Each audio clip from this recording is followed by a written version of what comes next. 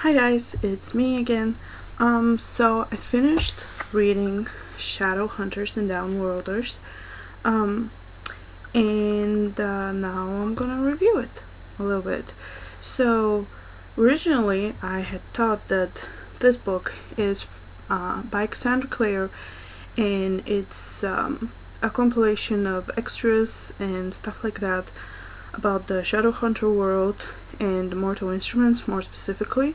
However, as it turned out, I was wrong, which was really my mistake because I had assumed stuff without reading, I guess. So, anyway, so I received it, and it is actually a compilation of essays by YA authors discussing different aspects of the Mortal Instruments series. There's a little bit of mentioning of the Inferno devices, but that's towards the essays at the end, and it's only like a slight mentioning. It's really more of a Mortal Instruments reader that says on front. That was backwards. Anyway, so there's different essays, and all of them are introduced by Cassandra Clare, and she's saying basically what the essay is about and how is it relevant. And honestly, I kind of liked it. Not just kind of, I did like it. I mean, there's different, there's like a whole essay on Clary and how she is not your typical heroine. Wow, that sounded weird. Not your typical warrior lady. And she has her own powers, even if she hasn't been raised as a shadow hunter. She has her art, and that's like her power, even with the creating runes and stuff. That's still like her special power, if you will. There's another one on Jace and how he constantly changes his view of himself and how it's reflected in his attitude towards everyone, basically.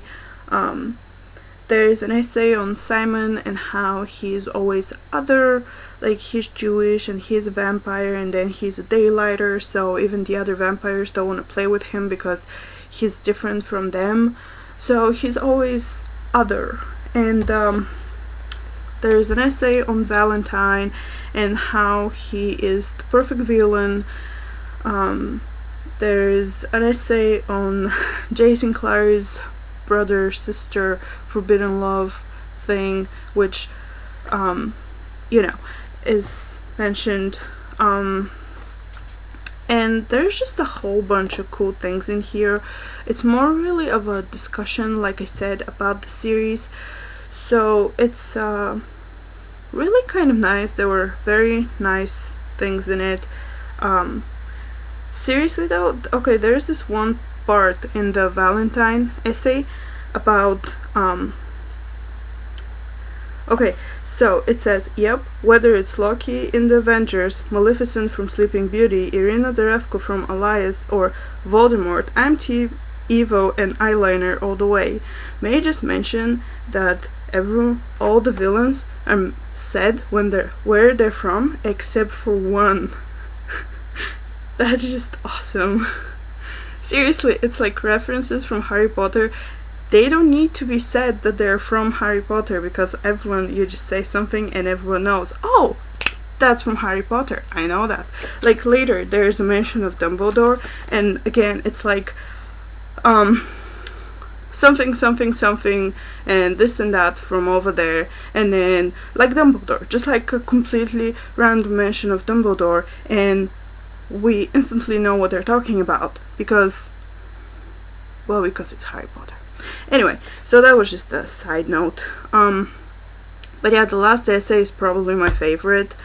It is called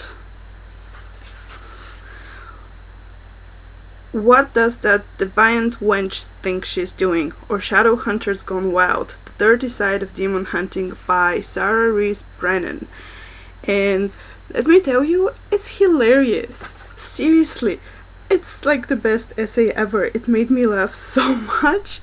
And there is this conversations from the books. Like there's one between Aline. I'm not sure if that's how you say her name, which is really ironic because it's similar to mine a little bit, not exactly the same. But anyway, and Chase, when they're in Alicante, like before they were making out or around the time they were making out, and it's like it's because she's like testing herself if she's into dudes or not, because Jace is like the ultimate dude, so if she's not into him then she must not be into dudes at all, and there's like a pretend conversation on here and it's awesome.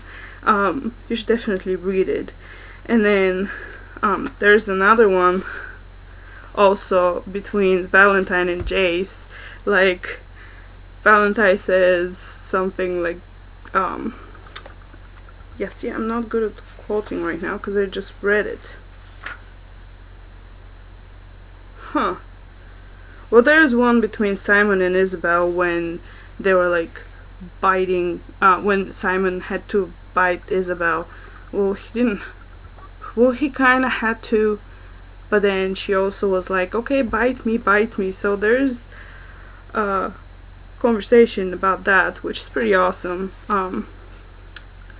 So yeah, I can't find the Valentine and Jace one, but it's basically, I love you, my dear son, but I'm gonna kill you, and I love you even though I'm stabbing you in the heart right now, kind of thing. I hope you have read that part already. Oops. Anyway, so yeah, it's awesome. I gave it 4 stars on Goodreads, because I wouldn't call it my favorite book ever, which I barely ever have favorites.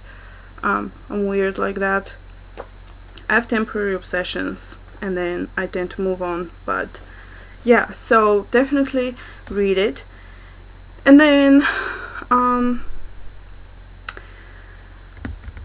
I love Amazon because I pre-ordered this book that I'm about to show you a while ago, and it comes out today.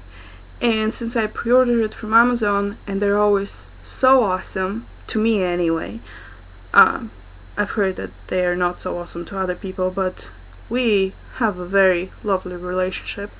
So it was waiting for me when I got home from work, and it's the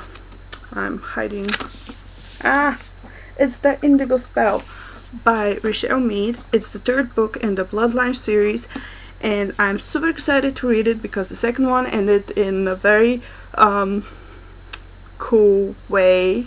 However, it was very cliffhangy, so I want to see what happens. And to be honest, I have read the first 2 chapters of it because they were on Richelle's website, and I just couldn't stop myself because I do that. And yeah, so I'm super excited to read it. And the Bloodline series is a spin-off series off of the Vampire Academy series. Wow, I just said series a lot. But anyway, which is also amazing. Not everyone has liked the first 2 books, and they say that the first 2 books move slow, but you have to get past them to get to the good stuff. Personally, for me, it was like the first half of the first book that I had to get past, and then it was the good stuff. But that's just me. But I liked it.